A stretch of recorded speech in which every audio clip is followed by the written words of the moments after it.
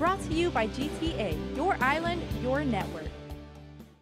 It's been approved by the Attorney General of Guam and the Department of Public Health, and now Governor Eddie Calvo has signed off on the proposed rules and regulations for medicinal marijuana, officially known as the Joaquin Casey Conception II Compassionate Cannabis Use Act of 2013. We got to do it right. From the standpoint of our administration, it's looking at the regulatory aspect and whether it's in public health, rev and tax, or law enforcement, that we make sure we do this the right way.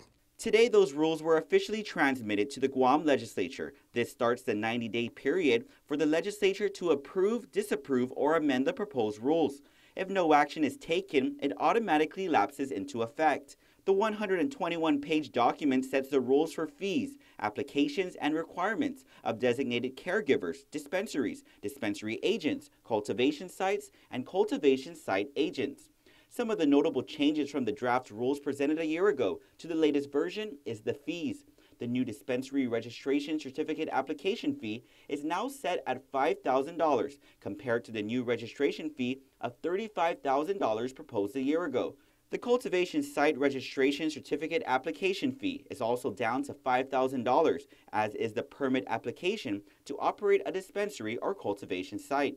A permit inspection fee, meanwhile, is set at $15,000.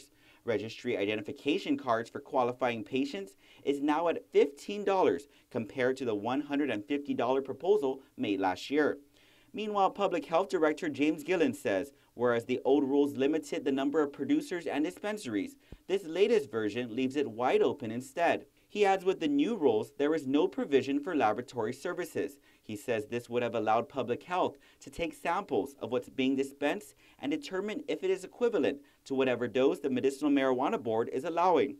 As for Senator Tina Muñoz Barnes, she says the thorough review begins again. As the original author of the legislative submitted referendum, Barnes says it's been a long time coming, as medicinal cannabis is a major shift in policy for Guam. One, she says, quote, requires our utmost attention to every detail to ensure the safety of our patients and the community as a whole. As they reach the home stretch, Barnes says, quote, we are certainly making an important step forward in putting the needs of our sick and most vulnerable family members first, end quote. Reporting for Guam's News Network, I'm Ken Quintaniza. Brought to you by GTA, your island, your network.